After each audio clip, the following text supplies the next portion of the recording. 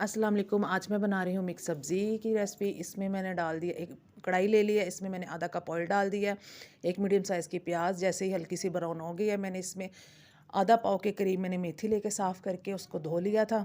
इसको ये मेथी को मैं फ्राई करूँगी 5 मिनट के लिए।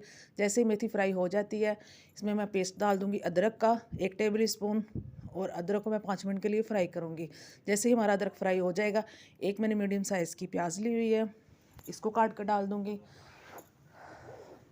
प्याज हमारा टमाटर हमारा जब सॉफ्ट हो जाएगा,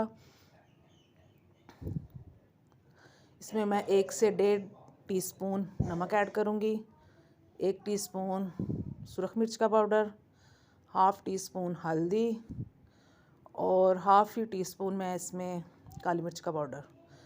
इसको अच्छे से मैंने भून लेना है। 2 टेबल स्पून पानी डाल दूँगी। ये कलवंजी डाली है मैंने 1 चुटकी, और इसको मैं भूनूँगी अच्छे से। जब हमारा मसाला भुन जाएगा, आधा पाव के करीब मैंने मूंगरे लिए थे, आधा किलो मटर, और आधा ही किलो मैंने गाजर लिए हैं।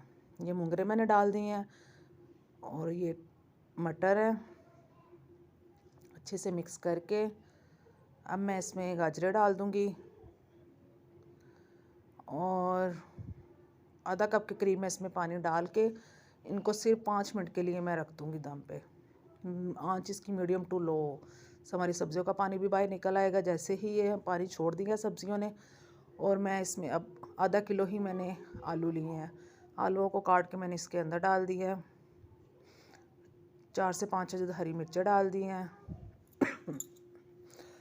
और इसको मैं आलू गलने तक का इंतज़ार करूँगी। जैसे ही आलू गल जाते हैं, ये देखिए सब्जियों ने जो पानी छोड़ा है, इसको हम खुश्क करेंगे और इसको अच्छी तरह से भूनेंगे हम।